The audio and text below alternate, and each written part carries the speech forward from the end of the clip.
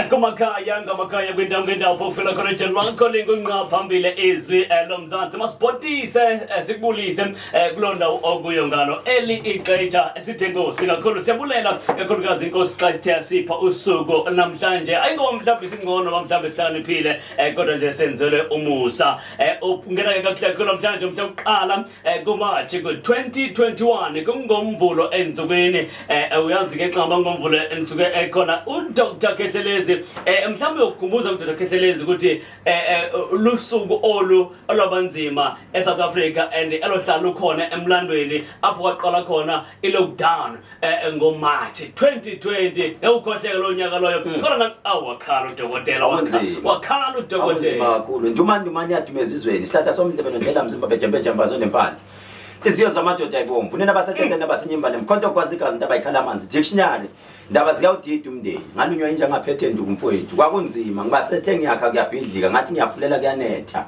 awu phelezela abayezulwini mina lo mfowethu wathini umkhulumane kini hayi ngikhulumane kini hayi wakhuluma ngalo muntu ebusuku ngikhayenza kwakho yeke ya nake zakho mfowethu yeke mina kunjalo ubhlobhle ekhaya sikwamkele mhlawumbe ngelixesha sinake uDr Khehlelezi ngelixesha mfondini apho engasekhaya into yokuqala before siye nje entweni ezininzi umphulaphula ekhaya siya-advise into yobana ke okuninzi iya ku-YouTube channel kaDr Khehlelezi uthi uthi Dr Khehlelezi ku-YouTube mfowethu Dr Khehlelezi ku-YouTube ubone zonke intetho ezisuke zikhona noma mhlambe ungene ku-Facebook page Nyanga Yodumo Mzo Nyanga Yodumo Mzo namhlanje indlela sokuxhumana ngayo mphulaphuli kwizinto esothi sixoxe ngazo ku-060 4807164 inamba esoxhumana ngayo ku-060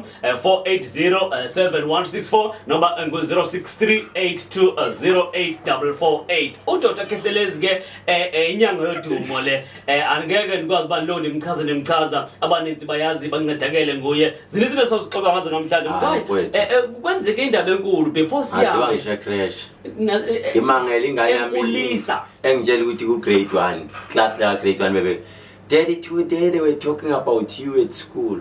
Who's Dr. Khehlelezi? Who's Dr. Khehlelezi? Hey, okay. Wow. They were talking about me. This is they were calling you Dr. Khehlelezi. No, I'm not Dr. Khehlelezi. No, I'm not Dr. Khehlelezi. I'm your dad. Okay. Dr. namhlanje ekuphezulu phela siyabona ku-YouTube kuyathethwa ku-Facebook kuyathethwa ukuthi hayibo umuntu wathi akeze ngaphambi umuntu olahlekelwe yinto uzoyilanda njengoba injalo kwenzekani dokotela hayi mfowethu sizoqala sikusho lokho before siqhubeke maybe siye phambili abantu abangenayo siyabamukela kakhulu manje kwizwi lomzansi FM naye ubhuti lobilobi siphinde sibamukele nalapha ku Facebook page Nyanga Yodumo Mzo siphinde futhi sibamukele na ku YouTube channel umuntu ongakholwa uzohamba uyibuyela ku YouTube channel mfowethu siphinde sikusho lokho sithi ngo Friday ngilontsha ikhemisi eMaritzburg lapha nemva kwase Home Affairs I think it's shop number 176 if I'm not mistaken but bagijima ku Facebook page wami shop number 8 176 eMaritzburg ku bathi uMaritzburg Street I think it's Peter Maritzburg Street or Maritzburg Street lapho emuva nje kwase Home Affairs on Friday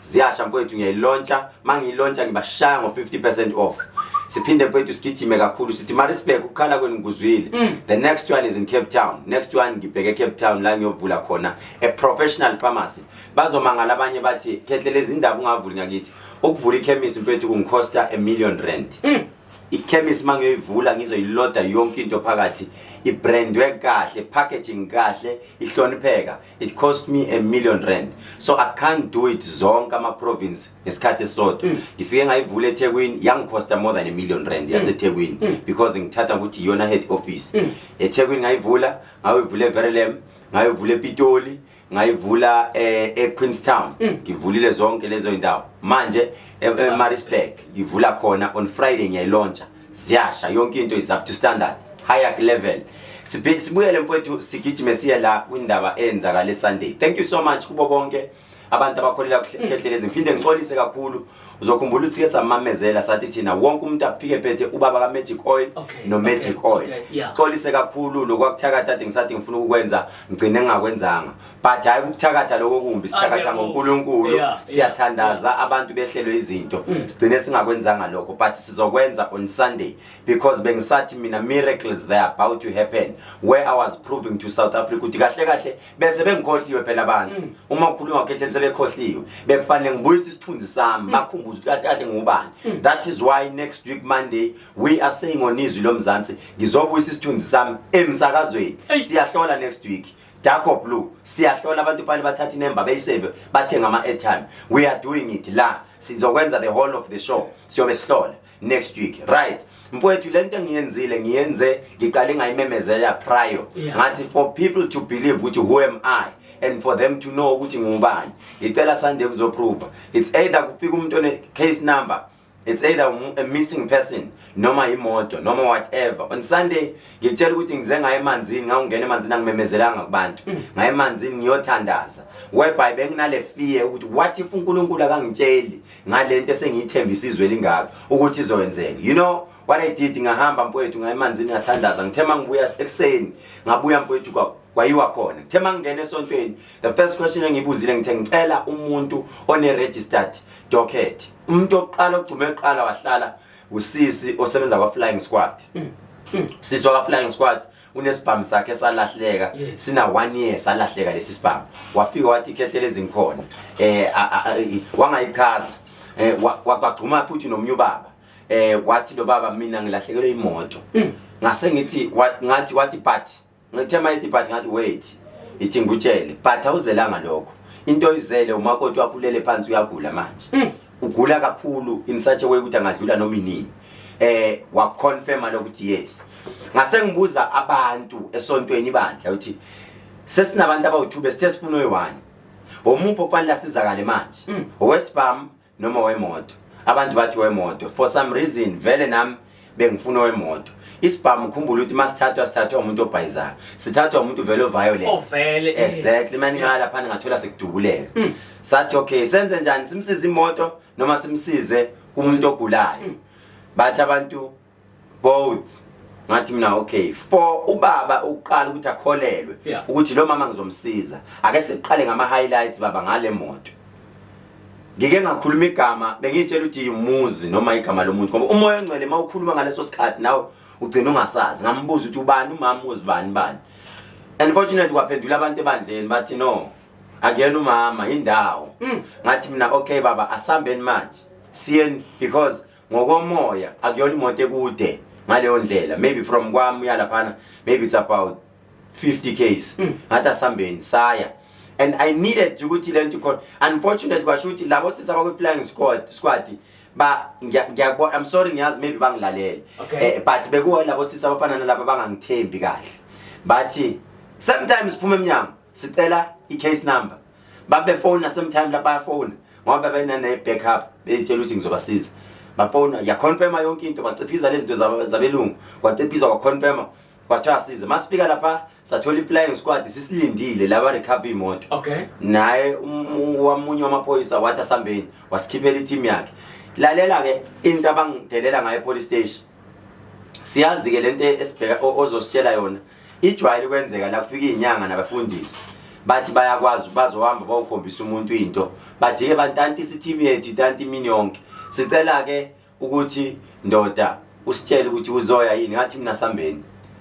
do you know ukuthi ngize ngayisola ukuthi bengihambelani ngoMercedes ngoba imoto yamphansi la kade ngiyo recover khona le moto le ndawo mfowethu binemgodi uthe ngena lapha ngayizishayeka kabuhlungu imoto yami ngaphansi bathi labo sisi asiye bhuti ngike ngadlala ingoma ezayona emotweni kwathuleka ngathula ngafunda lento ikhuluma kimi ibhalwa la inavigate biphala la esandleni sami akekho umuntu ade ngitshela ukuthi jika la yabhalwa la yangena imoto yamahlathi ngathi inkosi mayifa namhlanje le moto ayife ngithe siyoqhamuka emotweni yalo baba iqali vela ngempumulo lo baba ugquma imoto ihamba wathi nayi imoto yami nayi wayibona iseyihlahleni phakathi ngathi baba yiyo le wathi yiyo ngiyibona angazi noma uthi uyibona ngobhampa kanjani wehla imoto ihamba wathi nayi kwasho bonke zegijima bagijima intatheli zikhona kwagijima abantu ade bese bandleni beza lapho ngibone sengifly emoyeni sengitante emoyeni kodwa ke hey Nkosi yami ngibonga uNkulunkulu ngokuthi mfowethu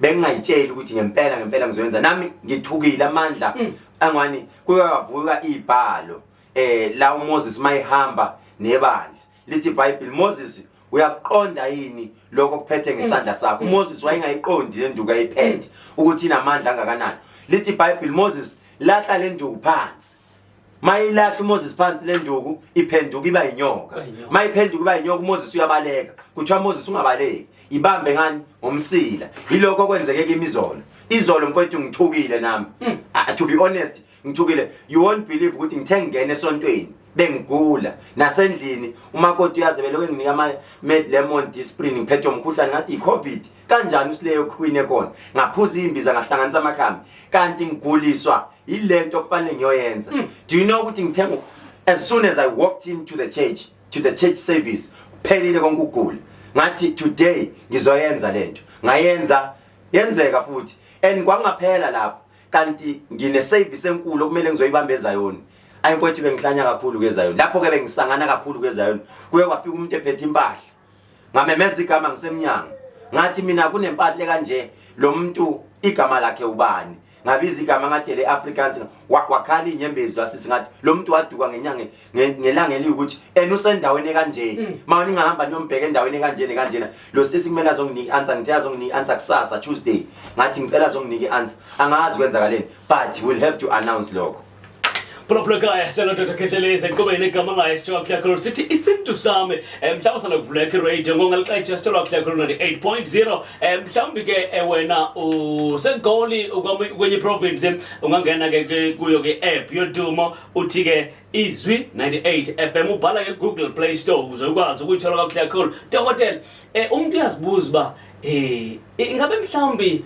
xa ngaba kwenzeka kanje izitha zandi nakuwe mhlambe xa ngaba kwenzeka kanje mfowethu uyeqinisweni lihle kuyakusho iqiniso ukuthi iqiniso lihle singalifihli iqiniso ijazi alihlohla isudu ngeke uyifake ngeke ushaya itag in iqiniso linjalo nje mfowethu izitha ziyanda that is why ngaspecify ngathi le nto ngangiyenza kudala ngisahlolele emjondolo ngiseyingane ngifuna udumo uyayizwa leyo nto ukuthi ngaziwe but ngaya ngabona ukuthi lento yizo zenye zezinto ezangenza ngagcina ngigadwa angiyenzi noma engabuya umuntu kusasa athi dukelwe imoto yami nayi case esigodlweni sorry igebengu ungaze ngiqhade nezigebengu zithi Khehlelezi manje uyosikhipha yonke into angeke ngize ngiyenze zikhululeke nje zikube zintshontshelele angeke ngenze leyo nto kunjani manje babetshontshe engane yami noma eyami ya lokho ngizokwenza noma mina yes ya lokho ngizoyilanda nje straight yami okay dokotela sabe semncebeni sifuna ukuva mhlaba abantu abathini bona mhlaba bebekhona babonile bangafakaza bathi mhlambe bona bathini enqubeni sepolisa molweni ekhaya yebo sabona njani sikhona mama Konde kunjani ngiyaphila ngicela ukubandla ukhuluma nomkhulu sabona mkhulu amen yebo khuluma nokwazi indilani yebo baba mina ngifuna uqhamanga bengikhona ngihambile bengasho kuya ngifuna idirection ngaze ngayithola ngafika late kodwa nje konke ngiyibonele amen sisuyile nje lapha kwisini ngisalile bengenayo transport but ngisalile akulinda wazi wabuya ngene inkonzo le eZayoni eSayoni ufikile yebo bengikhona nakhona ukhona ngimemeza amagama abantu ya ngihlalile nje mkhulu ngihlalile ngihlale kusole sethi ngiyelethi bengiqala ngoba direction bengingayazi Sunday ifika sikuyobe kunzima kakhulu awumkhulu into ngithanda ngayo sesikhuluma ngayo emsebenzini every day that's why indlebe zami ihlala iluma nikhuluma ngami nasemsebenzini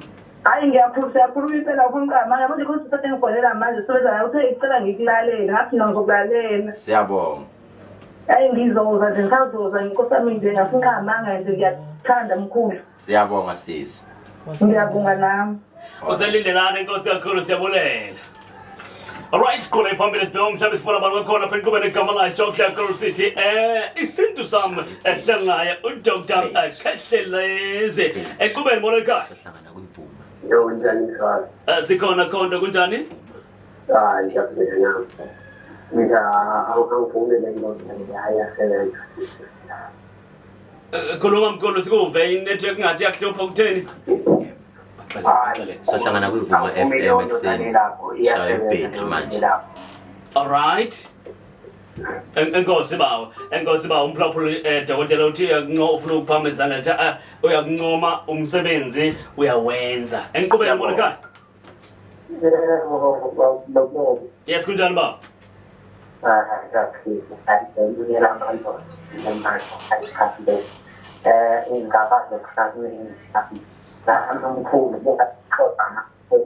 Uline wakho komhle mhlekazi umkhulu akakuva kakhehle. Baba amanye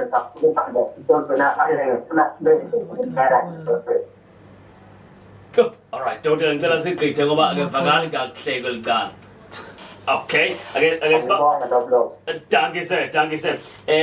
Kodwa kunencomo zona ezikhona but siyabonga mbusise. Kunokukhatheka okukhona. Inqubeni siyakubonisa Monica. Yebo njani? Sikhona mama Khondo kunjani? Siyaphila. Ngithi mina ngikukhulu. Abamvuma abantu bakithi. Abamvume bengikhona nami izolo ngihamba nosisi wami. Nathi size ngenkinga besibhekene nazo nje sihlushwa yibo nakaliswe ezifikelayo emasileni. Ezikhomba ukuthi kufanele sifike kuyena. Safica ibhizi besithi isikhathi inkonzo yasekuseni kwasho ukuthi sayifica sekulate ngoba indlela besingayazi kodwa sifike esakhuluma nabo nabantu laba balahlekelwe omunye lahlekelwe isibhamu nomunye lahlekelwe imoto uma ngabe sifika khona sibalekisa sila ikhulu imoto ukuthi ezosabuka melosisi athi ngicela ukuthi nginyezele iproof asuke manje sihambe siye khona hambe ngiyizilo siyilanda lemoto la ikhona athi lo muntu anginankinga sihambeni azathi lo sesicela lathi ngicela ukuthi ungilayela ukuthi sibuke mina ngizozilandela mina sona mathuba athi mkhulu sisenkonzweni asithe enkonzweni yokulwa Sisikangizwe. Babephuma njalo bahamba sahlala salinda inkonzo yezayo nasenkonzweni yezayo naye beqesebona manje athi umkhulu abanye kuhamba yedwa Kuyavakala mama Nkosi kakhulu.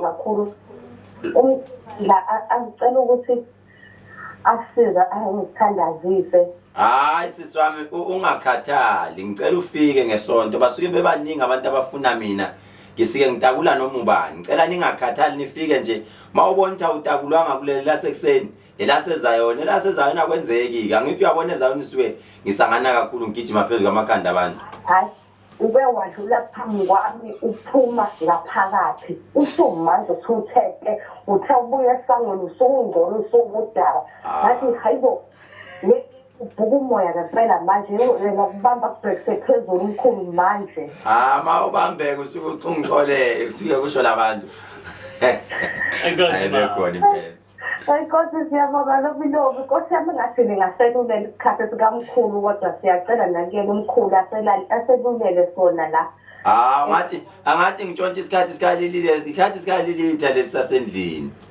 Nkosi yami noma sithi ukuthi elinyana nje okay siswami siyabonga mkhulu Nkosi kakhulu asihambe siye kwababini kuphela nje mkhulu phake WhatsApp abatheke bashare invoice note Ngibingelele studio Lobi indomandumana hayi ngiyavuma mina indomandumana hayi ngiyavuma ungakavuma usazokuvuma indomandumana hayi lo baba lo kade umtshengisa imoto yakhe ngiyamazi indomandumana hayi ngiyavuma dictionary indaba ithi umndeni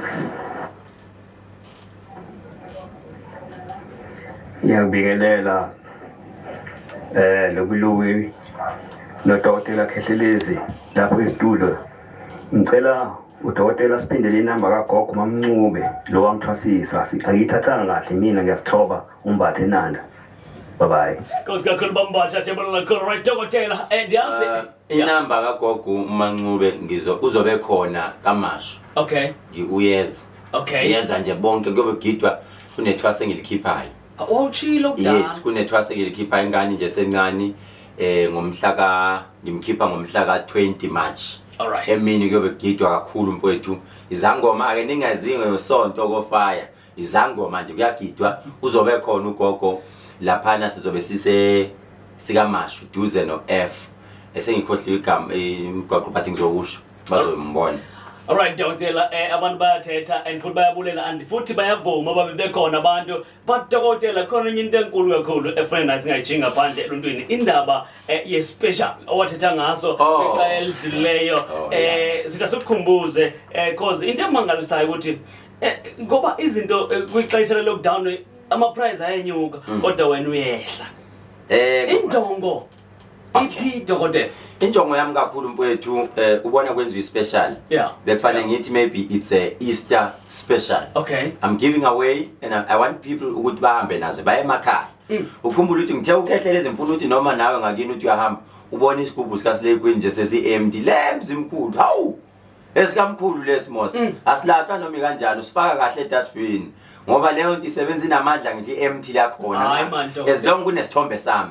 Phela umuntu ufuna ukuprova lokho mfowethu. Akuthi manje unezipoki emzini yabo. Bathathe nje isithombe sika Khehlelezi. Basibeke lapha. Yeah. Ukuze ubone ukuthi lo muntu lento le unamandla lo muntu. Amandla engazala nawo. Uzobheka ke mfowethu kule special esikhona. Abantu baqikelele lokuthi on Sunday ngithe baphatha magic oil nobaba ka magic oil. Magic oil u900. Nje I think u800. AbaseThekwini bazobe uthola ngo400. Uyazi ukuthi ngihlise 400 imali. Ubaba ka magic oil u1600. AbaseThekwini bazobe uthola ngo800 ngo900 rand. Yo. Not zonke zobe zu50%. Slay Queen u250. AbaseThekwini bazothola ngo150. Yo. So ama prices alana awafani naseGoli. Abasegoli ngicela baphuthume bonke e379 Mbilikicane Street eSoweto Pinville. Especially sizoqala lelo la ngoLwesine. Ama price yes. Ama prices aseGoli awafani nawaseThekwini. Into eGoli makuthi uSlekuni ubuthenga ngo500 which means kuyamphoqa ukuthi distribute lewuse u250. Whatever price that uthenga ngayo uyehlisa nayo. Wabalile kakhulukazi ubaba ka magic oil. Ukhumbule ukuthi baba magic oil mfowethu omunye umuntu uzothini leyo. Baba ka magic oil induku esetshenziswa umuntu mayenza ibusiness. Okay. Noma induku esetshenziswa umuntu mayofuna umsebenzi efesa. Interview, ufuna isithunzi, ukuhlonishwa, imali into ephathelene nezimali, not izimpi. Ayingene ezimpini into emali. Noma efuna ukuqonywa intombi yini umagic oil ke lapho. Uthenga ubaba ka magic oil. Umagic oil khona ke lokhu osegijima ukuthi mawufuna ukuqonywa ugcobisa kule ndawo ngesizulu abathi semtsinsi lane. Okay. Ugcobise khona uyofuna intombi. Sibone ukuthi angeze iqome yini. Ma uthi intombazana nako uthanda abantu besilisa awuzame nawe ukugcoba emtsinsi lane. Ushone kubo uyombona lobulobo uyombona sekubingelela noma engakaza kubingelela ngoba yiwo lo magic oil. Kodwa ma uyindoda enesikhwele njengokhehlelezi ufuna ukuthi umakoti wakho bangamthinti mthengele nawo magic oil awugcobe kuseni maye emsebenzini ukwenzela ukuthi angayithole selingeka esebanjwa yilaba abasebenzisa magic oil awugcobe umagic oil uzokumangaza. That is why ngithe bonke abanawo ngicela bangiphathele esontweni because there is a secret ekufanele sisho esontweni. Magic oil ziningi into engibulelwa zona ebusuku mangilele ukuthi tshela umuntu enze kanje. That is why ukuthi laba abanenhlanhla futhi almost bonke mfowethu almost wonke umuntu manje yobe yiyekela umagic oil mawuthengile noma baba magic oil ngiceleze nawo Sunday ukhumbula ukuthi Friday noma Saturday uzothola ngehalf price. Sunday bawuphathe esontweni kunento engifuna ukuyideliver. And there is a gala dinner engizoyenza soon but angasho date. Bangixoleleke lapho kwi gala dinner ngithi mina the key to success. Ngiphumelele kanjani the secret key to success. Ngiyoshare abantu the information kulomuntu osoma business. It's mostly for our businessmen. Noma umuntu othi kade ngangizama ukuya empumelelweni. Ngiyabona ngiyazama ngithi mase ngifike eduze bese kuyabhidlika. Ngiyoshare umqondo wami kancane nabantu ukuthi this is the way of winning a life in. But anguyena bangibantu ezobekho. Akena noma ubani bangixolele bazothi ke uyasiqola inini hayi cha.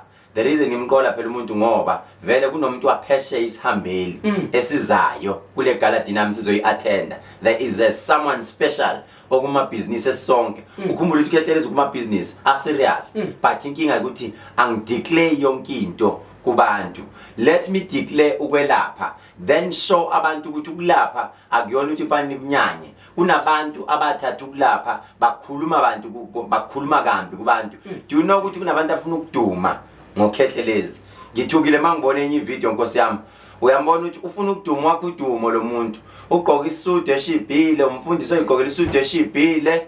Umfundisi nje uyambona nalento yakhe ivideo yakhe ama camera kahle exeza kancane awekho kahle nokushumayela into ayikhuluma nje ayinawo nengqondo uyasho uthi yena nalabo babo bahamba okhehlelezi inkonzo imali zamademon uyambona ulambile kwayena lo muntu uyambona noma ngathiwa yo-check igazi.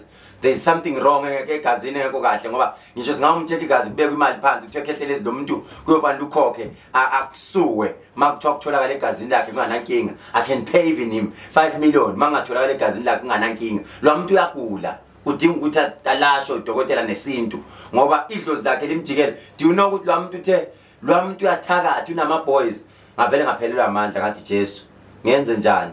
Yazi makusemakhaya kudlala induku yilo muntu okuthiwa makudlala induku uvela kuvezele ini ikhanda athi nali ikhanda akafikanga lo muntu bese uthi bhaqa bese kuvela inxeba. So ngithe hayi Nkosi yami even imthandazweni yami angimthandazeli lo muntu ngithi Nkosi okokuqala menze athola imali yokuthola icamera kahle ibackground yakhe ayikho right athola imali yecamera ukuze mayikhuluma lento ngokhehlelezi abone ukuthi usethinta umuntu wrong akanqeni lo muntu akafani ufana nomuntu othuka uNkulunkulu othi nalo uNkulunkulu wenu ngiyangimsabi ukuthi so nje Nkosi yami ngiyamdabukela abantu ngibonile bengisendela abangawarisheki kunomuntu ofuna udumo yabo mawufuna ukuduma manje khokoloza maybe ubaba uRamaphosa uthi unje ukuze akunake mayikunaka yena udumile. It's called the bad publicity but at the end of the day ipublicity uyitholile. So into ezinjalo nabanye ngiyabafundisa lifeini ukuthi umuntu mayikhokoloza look at the standard ukuthi mina standard sami ngikuphi lo muntu kweyiphi level. Those are some of the things, those are the key points amanye ufanele siwabheke kwiGalatina ukuthi ucishe waphumelela empilweni. Inkinga yakho usuke wanaka izinto ongafanele uyinake nomona uya-eda ezintweni. Isenzima mfowethu ngifuna ukuthi ngithathe ubusinessman mayiphuma kuleya Galatina yami athi yazi lo muntu mfowethu ukhuluma enye into and I'm about to do it and kunento engizobe ngizoyi-implementa engifuna abantu ofunayo othi mina nalomkhumbi wakho Khehlelezi mina mangi-introduce into si-introduce sihamba sonke masiphakama sonke ngithi lento ngifuna ungayenzeli wena yenzela abantwana bakho. It's an investment for your kids but it's not an investment bazothi ibhanoyi sebaduma amabhanoyi ekhanda. No ngiyowakha something ngithi sakhele iy'ngane zethu but uKhehlelezi ula abafune ofisini lami mfowethu 032 948 60 17 063 051 76 41. Ukhumbule ukuthi le number enye egcine ngizoyibiza umuntu osegoli osempumalanga wherever othi mina ngifuna ukwenza i-appointment yasegoli ngifuna ukuzohlola kuwe Thursday. Yazi bakhona abantu asebengifonelile ama-emails mfowethu ngawa-screenshot ngaposta ku-Facebook. Khehlelezi you don't deserve ukuhlola ngo-500 wena nje deserve ukuhlola ngo-10,000 kuze kungabi no line. Basho njalo kimi but ngisamile uma ngisiza umuntu ngimsiza ngisuke ngifuna ukumkhombisa ukuthi lawa uke wawuhlola khona nakaKhehlelezi umehluko nawo. Ubona nje uqala esigodleni sami ufike ngisave lunch for my client bami ngiba save ngelunch idlani because ngiyazi ukuthatha isikhathi mina yonke baba lapha ngikusave nje kuqala ukuze ubone ukuthi mawuyongena lapha uthi umuntu oyekuyena bani le yasegoli number ithi 066 00 266 33 bangakhohlwa mfethu abantu ukuthi uma befuna ukuhlala be-up to date ngento zikaKhehlelezi ku-Instagram hamba ungifollowisha ku-Instagram Dr. Khehlelezi. Ungakhohlwa futhi ukungifollowisha ku-Facebook page yami the original one uzoyibona ngokuthi nabantu abawu-215,000 kuya phezulu.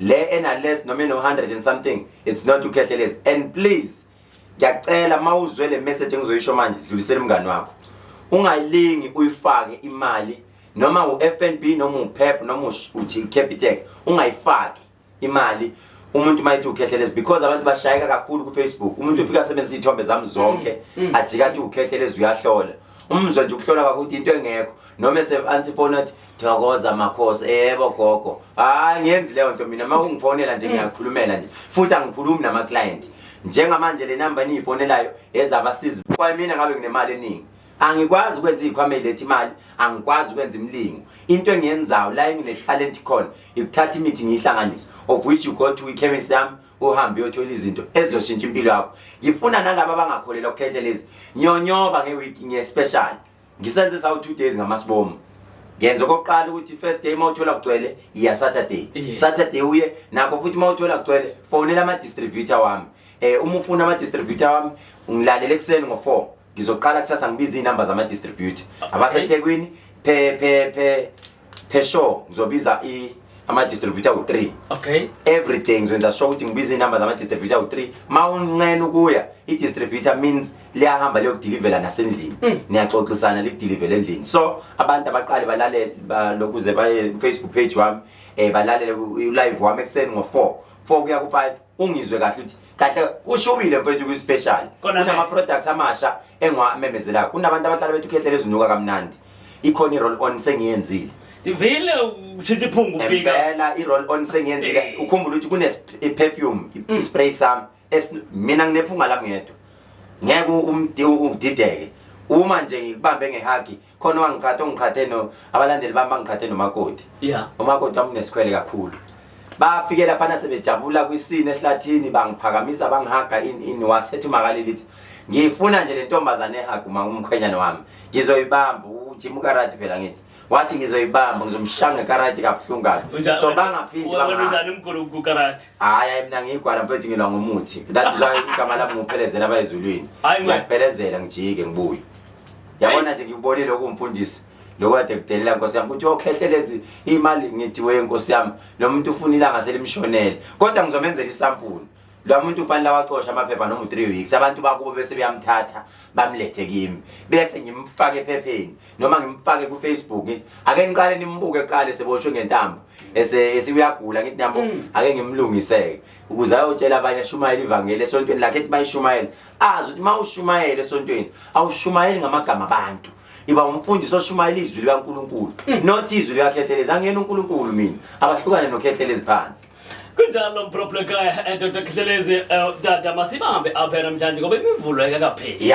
manje mfowethu asisho sithi siyahlola nje mfowethu sibonge mfowethu nesitezi sika Thinazo sidume kakhulu sidumiswa ungizwe mfowethu ungizwe futhi ngikhohle ukutshela nabantu ngiyabonga nakumacingwane mfowethu bengivashele ebekhona esontweni bengitshela ukuthi usisi wakhe lo kade ethi asambe siyo recover isibhamu sami aninanqaki nso noma ngithumele ngithi hayi ko ngizwe mfowethu mvamcunu usisi wakho le unenkani lwasisi uneshiki emotweni siyo recover imoto ebegibelela kimi ethi ndifuna ukuyibona le yabona umXhosa futhi uthi hayi sithe siqhamuke emotweni wathi sana hayi man wayenza lento hayi phopho yethi ubani phopho uthi phopho wayenza lento ndizawuyibalisa emsebenzini ndifuna bathi ugobile naye bekhona hayi mfethu nenkando wami ungizwe mfo wamcingwane ebekhona mfethu nasestezi uyambone bevakashile laphana kaThinazungu istezi seyimanga kodwa ke umacingwane angathumeli TLB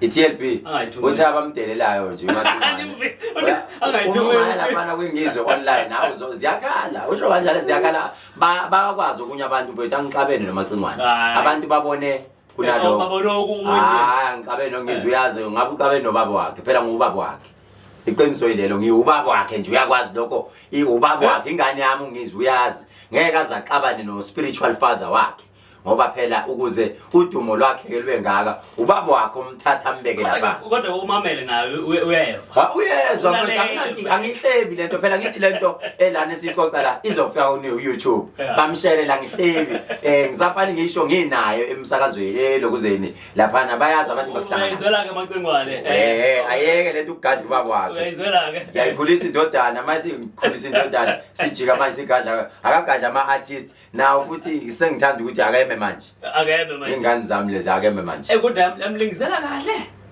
iloko ujumbo bamlingisela kahle isijumbo Inkosi ntando. Nakaxabene nama-artist inkosi yami usuke engcokolela nawo. That is why beshaya inyama izolo lapha nestage sikathi na. Ayiwakhileni uthi na. Wakho ukudlula ubaba wakho yimini. Wona usukile egadeni so ngiyambona ukuthi Hayi urathi. Uthe uthi na ngikhathele mina ukuthi ngibe yikholo kakhulu manje. Hayi sengizohamba ngiyocula noma ikuphi. Yes, phela uthi na ukhumbula ukuthi bonke no Ayanda Ntanzi no Jumbo Melusi bafe kakhulu befela ukuthi babonakala esontweni lami. Indaba ngicula lapha. Ubani wathi inyanga isonto? Abantu abayeke ukuthatha impilo yesilungu, abelungu bafika bezocolonize abantu la emqondo. Abantu bakithi abamnyama balibalekela isiko ngoba befuna ukulokuthiwa praise the Lord, hallelujah ngesilungu. I can also do it. I can also preach in English. But the thing is angifuni ukudida abantu. Inkolo nesintu, it's one and the same thing. uJesu naye wayilenza isiko lakhe even though kungabhaliwe eBhayibhelini kodwa wayilenza. Why abantu kufanele balahleke isiko labo? Right, for breaka inkweli kamala isinto sami siyabona kakhulu asitibana khona ngomvulo zayo.